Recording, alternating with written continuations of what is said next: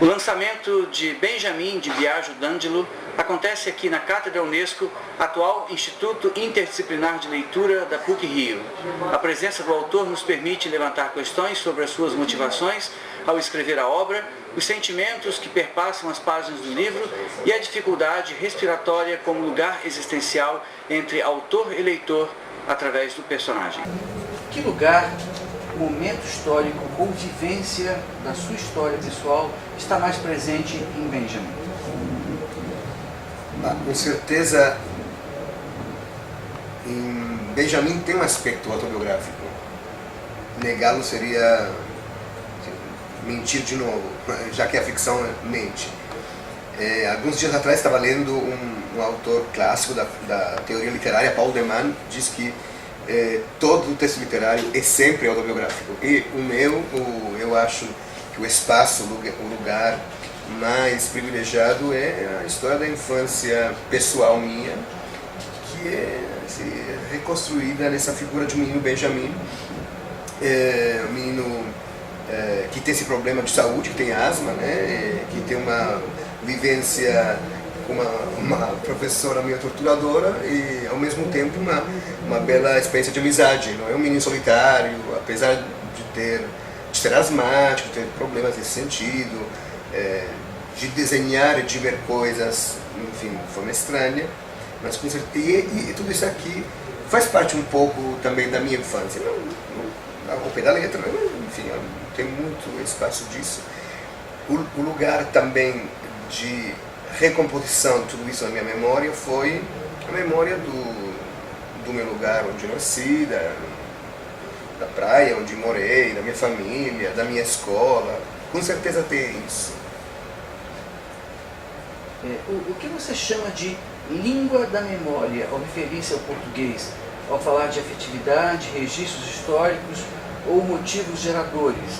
Eu queria destacar um aspecto, que é esse que você mencionou.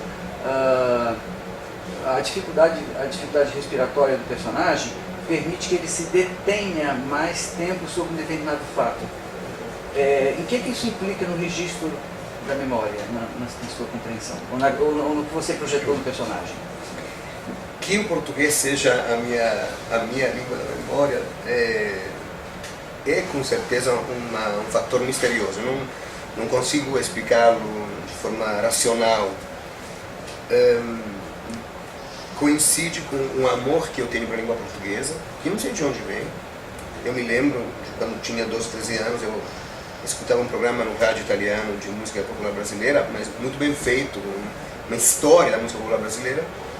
E eu me lembro que sentia não sei como chamá-lo, mas um fascínio tão grande pela musicalidade do português, que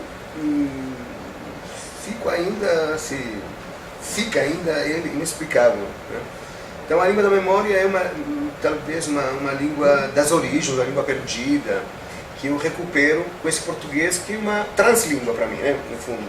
Eu sou italiano de origem, morei apenas 2 anos, aqui o meu 3º ano de Brasil, mas eu sinto uma proximidade com a língua portuguesa que não tenho nem com o italiano, como nuances até, né? Não sei porquê. Isso é quanto. Agora, afetivamente é isso, eu acho. Essa recuperação de um tempo perdido, mas de um tempo também bonito, né? Não que hoje não seja um bom tempo, mas uma recuperação de afetos que estão carregados dentro de mim, mas não presentes. Tem uma saudade do tempo passado nesse sentido. Não sei se deu. Sim. Responder. Sim. Uma outra pergunta é a seguinte: a dificuldade respiratória do personagem pode ser um incômodo, ao mesmo tempo que se transforma num ponto de encontro existencial entre o personagem e seus leitores.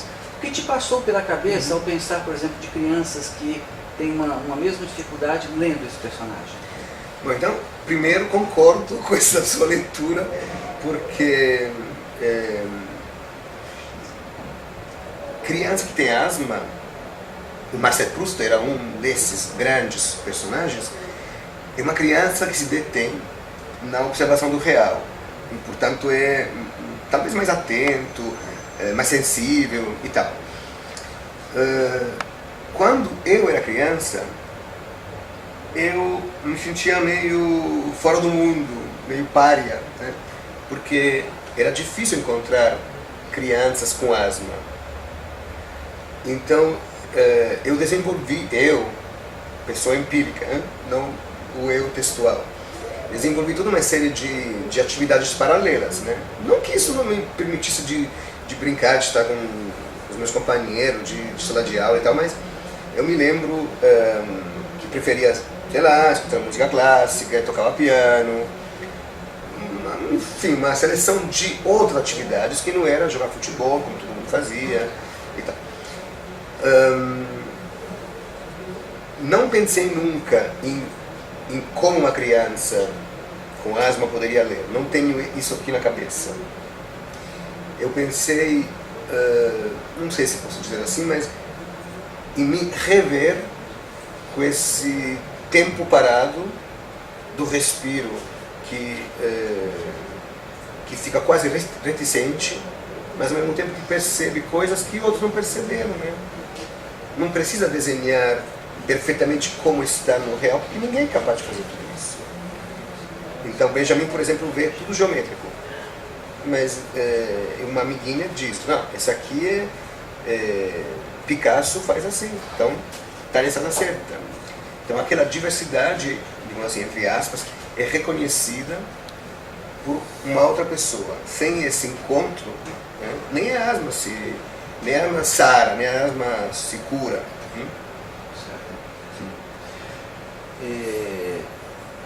As inquietações do personagem muito provavelmente vão provocar, né, angústias, digamos, entre seus leitores. Você já teve algum retorno em relação a isso? Ou qual é a empatia que você mesmo sentiu, digamos assim, ao rever a tua obra? Sim. Olha, eu tenho duas experiências muito bonitas. Uma é de uma pessoa me escreveu um e-mail. Eu fui lançar um livro na Bahia, Salvador, há 7, 8 meses. E a mãe dessa menina... lá foi muito estranho, porque a ideia era de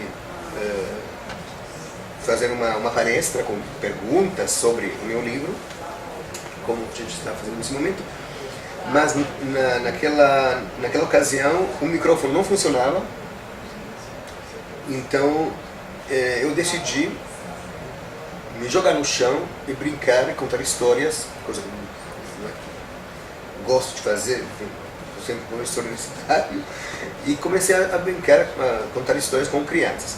Então uma das crianças comprou o livro, e a mãe me escreveu faz poucos dias dizendo que a menina não se desgruda do Benjamin, ela dorme com o livro, que é muito estranho para mim, eu nunca fiz isso, né? Estou com boneca talvez, né? Mas o livro não. Essa aqui é a primeira experiência, me dá muito prazer. Evidentemente teve uma empatia, não tanto com o livro em si, porque eu não acho que a criança possa entender, mas quanto da lembrança daquele momento de contação de história, de reelaboração de uma brincadeira bonita. E a segunda experiência é que quando eu lancei o livro pela primeira vez em São Paulo, em 2011, quando saiu,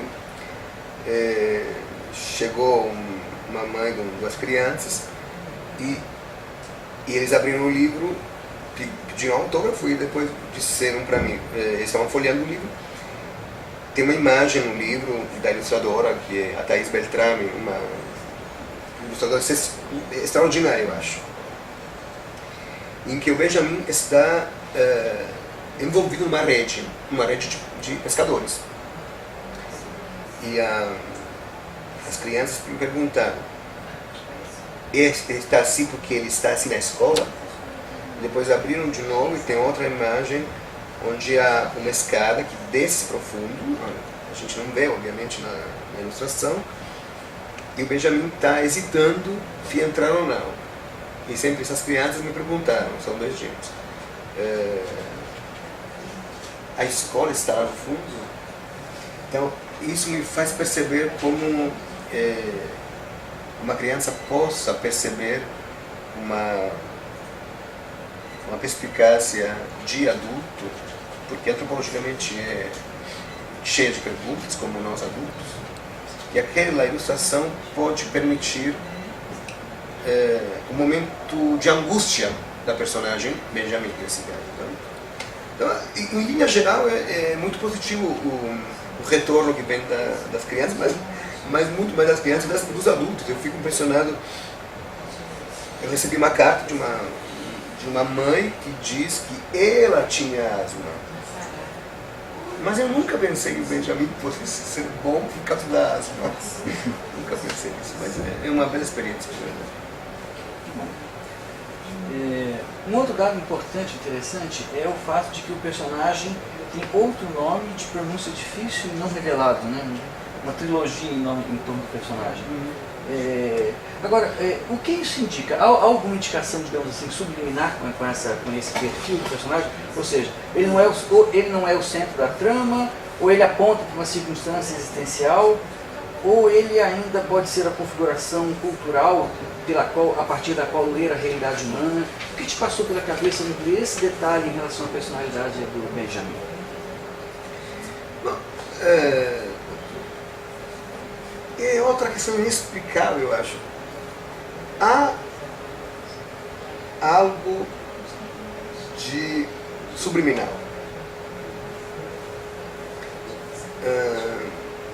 Há algo subliminal que não quero explicar nos detalhes, porque tem a ver com a minha vivência, mas olha, o Benjamin, eu fiz questão, me lembro que a editora me disse, tem que ser esse aqui mesmo o nome, Benjamin?